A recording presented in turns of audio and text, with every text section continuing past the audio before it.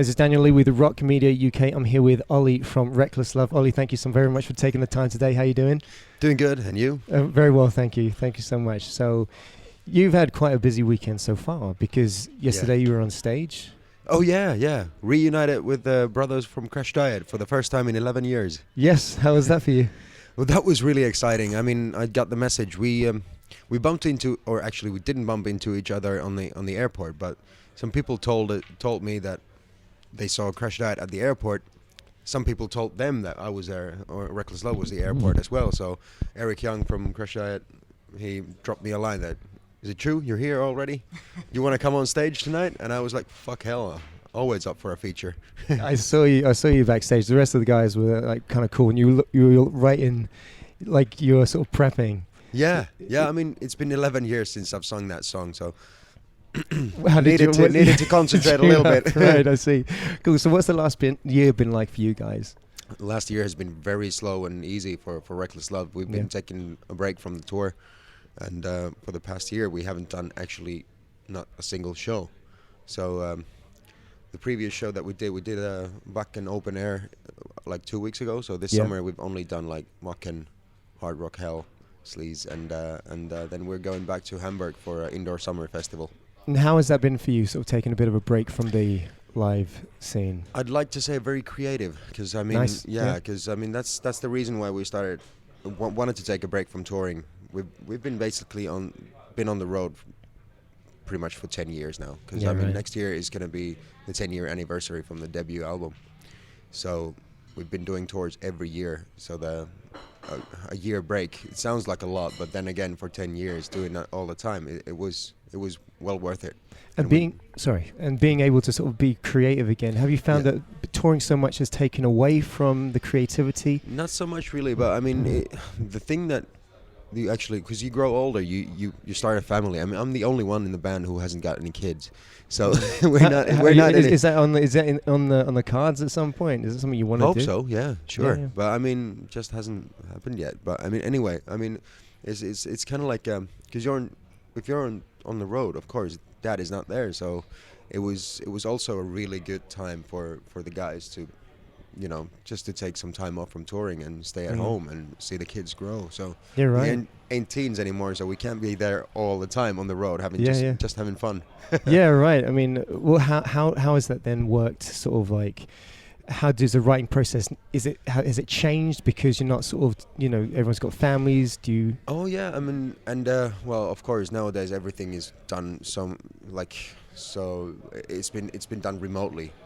Yeah, for the most part, because I mean, like Pepe and me, we write all the songs and we live like 500 kilometers apart. So yeah, it's a lot of emails and lots of WhatsApps. Right. Has Skype been useful? I do a lot of Skype writing sessions myself. Yeah, of course, and but of course we actually do we do have like sessions together as well. So we travel back and forth. Yeah. Do you find it easier sort of being in the same room with someone, or is it sometimes it's like it's easier, but sometimes it's not. I mean, especially when I write the lyrics, it's not something that I can do while somebody's like in the vicinity. Like I need to take my time off and just to be with myself, or listen to the track and try to figure out what I want to say with it. What inspires you then? I mean, in the life that you're in now, where do you sort of take your source of inspiration from? I mean, it's always been all the like the best feelings that you experience in life. That's always been for Reckless Love, because I mean, especially up in Finland, up there, people actually they do a lot of aggressive, really gloomy, depressive kind of heavy metal, and our approach was always the total opposite. Because why would we do that? Because there's so many bands that do that far better than we do. We just wanted to have some fun. That must have made you stand out quite significantly. Yeah, right? It did, and it still does. I mean, it's kind of weird, but I mean, I see nothing weird with it. I mean that I feel like that's what rock and roll is for. Right. Just for having fun. I mean, when you saw Little Richard and Elvis, they were having fun. Yeah. I think 80s hair metal was the last genre of rock and roll that actually did it just because of the sake of fun. Right. And after that, everything got so serious. True, but at the same time, so how have you seen your responsibilities change as the band has grown?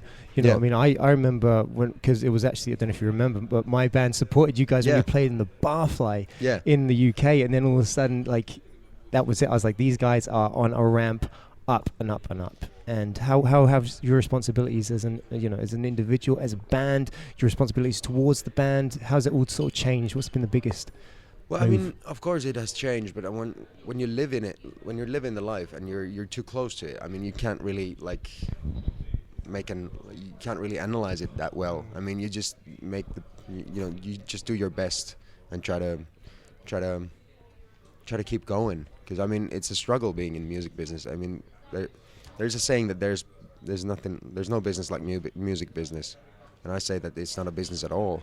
It's a calling. It's like if I wanted to make money, if I wanted to make business, this wouldn't be the first choice. Do you feel that, and is it that sort of pulls you out of bed in the morning, even though things might be tough and everything? You know, what really drives you, Olli? It's the music, and it's the.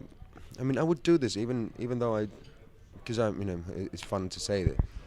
Even if I wouldn't get paid, I would still do it. Mm-hmm. Half of the time, I still don't get paid, but you're a musician, and I think that's how I do it. I mean, I just do it. For example, last night I just did it for the sake of fun, for the old times' sake. It was such a great feeling to be back on stage with Crash Diet guys. But you also took it very seriously, which is, like it's my like passion. But you're always in. You seem like the kind of guy. Like, although you have a great time on stage, I think you seem very focused. You see yourself as a disciplined individual. I don't really see myself as as that, but but then again, I guess I am, because again, I'm too close. I can't see it myself. It's just I just try to do my best. Well, how do you handle your voice, because you have very high octane music, and with like touring and everything, then obviously taking the time away from the road. Yeah. How do you do you have like your rituals or anything that you need to do? For me, as far as what comes to my voice, it's I actually do shows all the time. I do feature shows I do some like there's a band called Rock and Roll Sensation in Finland. Okay. They do these cover nights, party bands, and they ask a lot of artists to come and do a show with them. So like and you're a main feature, are you? Yeah, Nice. exactly. So I do a few shows with them. Of course, I've got the local band with Alexi and UC69 and Sammy. So we're doing stuff with them as well. So, and there's also the solo material, and I got lots of things going on. I do radio stuff. I do some TV stuff as well. So constantly using my voice all the time. Yeah, right. And I think do you find that as a vocalist you become a slave to your voice almost? Like you have to be very wary. Are you not worried at all? No, it's like well, some people.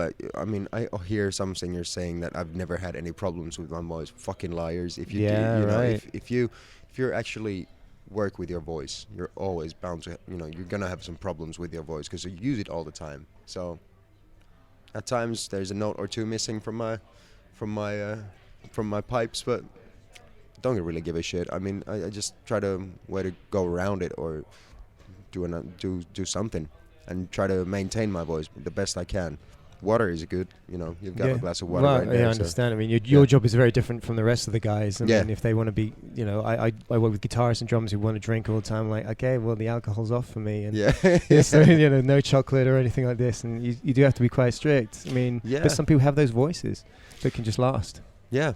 I mean, it's because you're your own instrument. I mean, drums, you can always change the skins to your drums, and you can always change the string to a guitar. Can't restring vocal cords. Nope.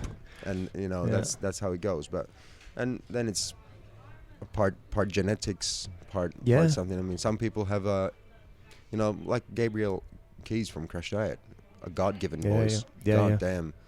And same thing with Eric Granville. There's something in the tap water in Sweden. Awesome, like superb singers. Yeah. And Jockey from Hardcore Superstar as well. Yes. And I know that they're not saying no to drinks or or beers and stuff. Yeah. So it's just like some people have the genetics, some people don't, and I mean, and again, it's all rock and roll. don't take it too seriously. I mean, it's supposed to be fun. So well, would you say you're a perfectionist as well with your writing? Because your performance is, you every night you're giving it, your utmost for your audience. I think it started out as being a perfectionist, but nowadays I don't think it that way. It's just like the way I do it. It's something that comes out naturally. Yeah. And I just try to maximize my performance every night, and I don't like push myself to do it. It's just something that I need to do. It's a drive. Yeah, it's fantastic. Let's talk about something else. Let's say your reckless love. Okay, tell me the most reckless thing you've ever purchased. Well, my motorcycle, maybe. Really? Okay. Yeah. Because it's yeah. I mean, I think bikers are the most the safest drivers or riders on the road, because it's you're so vulnerable out there with your motorcycle. I mean, rock hits you if you hit if you're in a car crash. You don't have this. You don't have any airbags or safety belts or anything. Yeah, it's just like. Are you Kevlar'd up when you go out? No. Really? What'd you wear? Is it just leathers or? Yeah. Yeah. Okay. Fair enough. And old school. Purchase a decent helmet. Yeah. Yeah. Of course. Yeah. Good. Cool. Well, I mean, yeah. Well, that's it. I mean, I do it very old school. Even though, I ride a chopper, so it's don't have any fenders on it, so I can't really ride when it's raining. Right. So Yeah. Okay. I wouldn't even want to. It's not that fun riding a motorcycle when it's raining like hell. No, especially up in Finland, right? Yeah. And what's your most prized possession, would you say? Prized possession. Not necessarily most expensive, but what, if there's something that means most to you. Don't really I'm not sure. I mean, the most priceless things are the things that you don't possess. They're just nice. They stay there.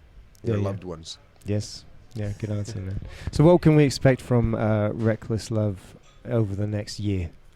Next year is going to be the 10-year anniversary from the debut album. So, we already announced first show ever in Australia. So, we're going to Australia. It's difficult to get over to Australia because it is. It's very expensive, and the cities are a 1,000 million miles away Yeah. from any other city and any other civilization. It's mad. It's a tough one, but then again, we finally made it happen 10 years from the first record. So congratulations, man. It's cool. You can have a blast. Yeah, well, I need to knock on wood. We're not there yet, but anyway, the show is already, it's published. It's public information, so it's gonna happen. Good. Fantastic. And of course, debut album. We're gonna celebrate it somehow. Yeah. How's that feel? A decade since the first record. It's crazy. It makes me feel old, and I am.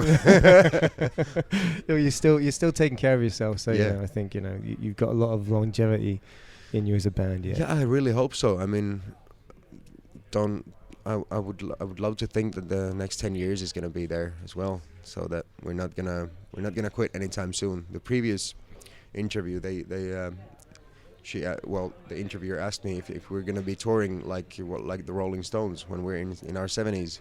I really wish we would. Your vocal lines aren't like Mick Jagger though. Mick Jagger's like like he was like if you still got those pipes on you when you're 75, then fair play. But I don't know. Well, David Coverdale still does it. I mean, he's 60 something. Yeah.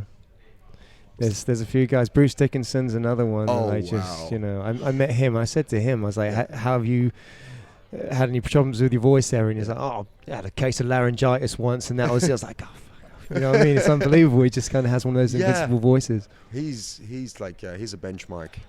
That's Bruce Dickinson. He's a god. Yeah, so it's just made of something else, and and he flies the plane and everything. Else. So he's just a hero, But Olli, thank you so very much for taking the time today. It's been very insightful. Have a great show. Have a great day, and all the best. Congratulations on the 10-year anniversary of the album. Thank you very much. Much deserved. All right. Pleasure. Take care of yourself. Thanks, man. You too. Bye.